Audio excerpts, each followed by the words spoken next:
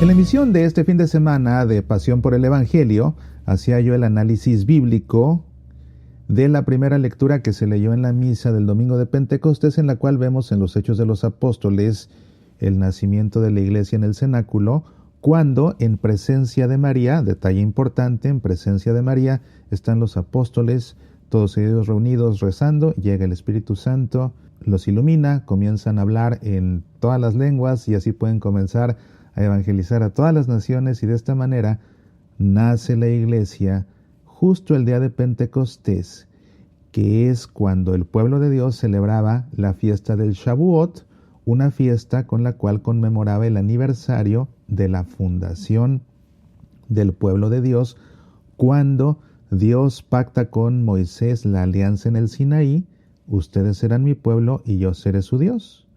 No es ocioso el detalle de que el Espíritu Santo venga en Pentecostés precisamente ese día, porque de esta manera, al nacer la iglesia, el día que nació el pueblo de Dios, pues ahora prevalece este nuevo pueblo de Dios, que es la iglesia, que es universal, ya no está limitado a una sola nación. Yo hacía este análisis bíblico enfocándome únicamente en la primera lectura, por supuesto. Hay quien me ha comentado que ellos tenían la idea de que la iglesia nació cuando Cristo murió en la cruz al derramar de su costado sangre y agua. Y me han referido incluso al Catecismo de la Iglesia Católica, que ciertamente dice que, del mismo modo que Eva fue formada del costado de Adán adormecido, así la iglesia nació del corazón traspasado de Cristo muerto en la cruz. Esto citando a San Ambrosio, cosa que también es por supuesto cierta. Y en realidad no hay discrepancia en estas dos afirmaciones, más bien son complementarias. Lógicamente que Pasión por el Evangelio, por el enfoque que tiene el programa, es un programa de análisis bíblico, entonces estaba concentrado el tema en el análisis de ese pasaje de los Hechos de los Apóstoles.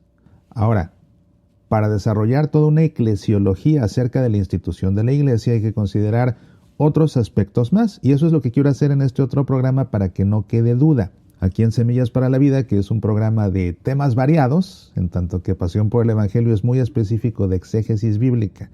Así que vamos a hablar en esta ocasión más de la eclesiología acerca de la institución de la iglesia, que en realidad es un proceso, no es un momento, es un proceso.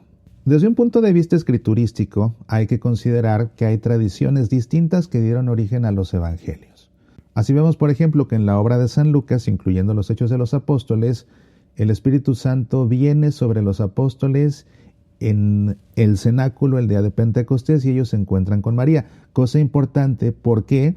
Porque para que nazca la iglesia es necesario que esté presente María y que intervenga el Espíritu Santo, porque la iglesia es el cuerpo místico de Jesús. Entonces, así como para que Jesús pudiera nacer y encarnarse era necesaria la participación de María y del Espíritu Santo, al nacer la iglesia en Pentecostés tiene que estar presente la Virgen María como lo estuvo, y el Espíritu Santo tiene que actuar.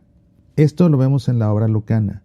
En el Evangelio según San Juan, que no es tanto un evangelio cronológico como llega a ser la obra lucana, porque en la obra lucana, él cita nombres históricos, cita fechas cuando puede para darle un contexto y va como que desarrollando la historia de Jesús y luego la historia de la iglesia naciente en los Hechos de los Apóstoles.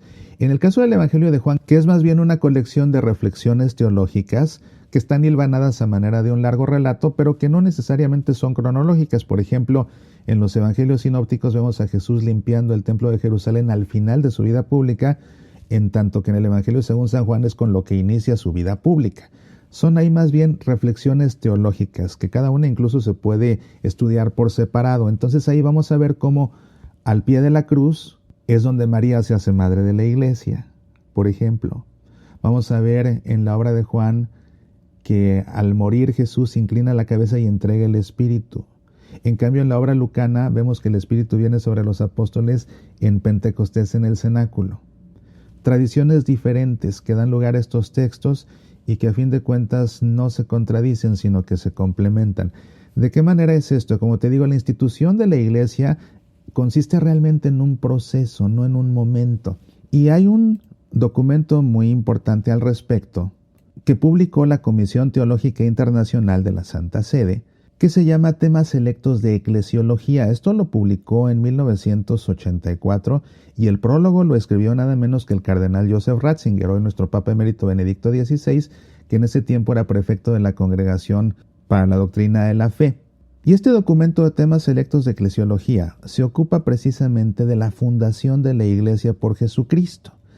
Y en este documento explica esta Comisión Teológica Internacional que la fundación de la Iglesia presupone el conjunto de la acción salvífica de Jesús en su muerte y en su resurrección, ahí está lo que aparece en el Evangelio según San Juan, así como la misión del Espíritu Santo, ahí está lo que aparece en los Hechos de los Apóstoles. Es necesario todo. Para que exista la Iglesia se necesita que Cristo muera en la cruz y se necesita la acción del Espíritu Santo. Son necesarias las dos. Y este documento precisamente explica los progresos y las etapas en el proceso de fundación de la Iglesia. Y nos presenta una lista de los elementos preparatorios de los progresos y las etapas de la fundación de la Iglesia. Y son los siguientes, pon atención. En primer lugar, las promesas que en el Antiguo Testamento conciernen al pueblo de Dios, promesas que la predicación de Jesús presupone y que conservan toda su fuerza salvífica. En segundo lugar, el amplio llamamiento de Jesús, dirigido a todos en orden a su conversión, así como la invitación a creer en Él. 3. El llamamiento y la institución de los 12 como signo del restablecimiento futuro de todo Israel.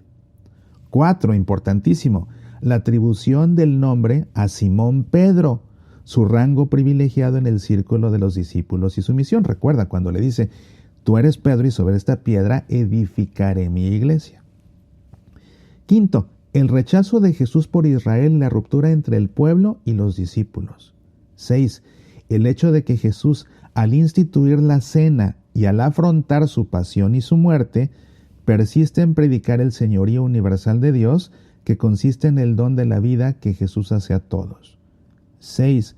La reedificación, gracias a la resurrección del Señor, de la comunidad entre Jesús y sus discípulos que se había roto, y la introducción después de Pascua en la vida propiamente eclesial. Dice aquí después de Pascua, o sea, después de la crucifixión y después de la resurrección. Número 7. Pon atención. Esto coincide con lo que yo explicaba en Pasión por el Evangelio. El envío del Espíritu Santo que hace de la Iglesia una criatura de Dios. En Pentecostés, en la concepción de San Lucas. Dicho de otra forma, en la concepción de Lucas de la institución de la Iglesia es incluso creada por Dios en Pentecostés. 8. La misión con respecto a los paganos y la Iglesia de los paganos. Y 9. La ruptura radical entre el verdadero Israel y el judaísmo.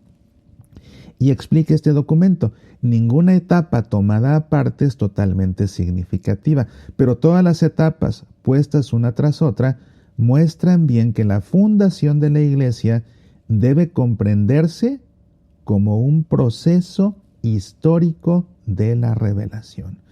Entonces, como te digo, la fundación de la Iglesia no sucede en un momento, más bien surge a través de un proceso que a fin de cuentas está simbolizado, como dice la Constitución Dogmática de la Iglesia del Concilio Vaticano II, y a la cual hace referencia precisamente el Catecismo. Dice esta Constitución Dogmática: este comienzo y crecimiento están simbolizados en la sangre y en el agua que emanaron del costado abierto de Cristo crucificado. En Juan 19:34. Entonces, si tú lees Juan 19:34, no vas a ver que Juan diga, o el autor del Evangelio diga, que en ese momento nació la Iglesia. No, es una interpretación que se da a ese momento, y la interpretación que se le da a ese momento, como dice esta Constitución, es que la sangre y el agua que emanaron del costado abierto de Cristo crucificado simbolizan el comienzo y el crecimiento de la Iglesia. Entonces, podríamos decir que la Iglesia que surge de un proceso y que nace en Pentecostés, ese surgimiento y ese proceso están simbolizados por la sangre y el agua que emanaron del costado abierto de Jesús crucificado. Como ves, comprender las realidades de nuestra fe es una tarea multidisciplinar. El catecismo es siempre el mejor punto de partida, pero de ahí hay que comenzar a ahondar.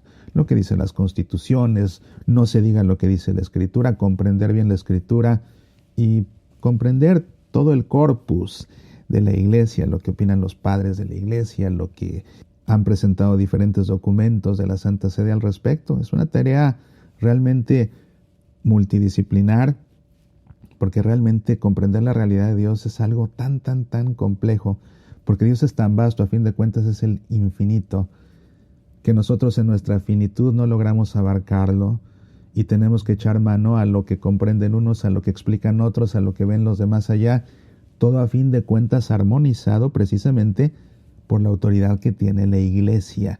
Y cuando comprendemos todas estas partes como de un rompecabezas que precisamente la Iglesia custodia y pone en orden, es que tenemos el magisterio de la Iglesia que nos da la luz y la guía más segura. Soy Mauricio Pérez, estas son Semillas para la Vida.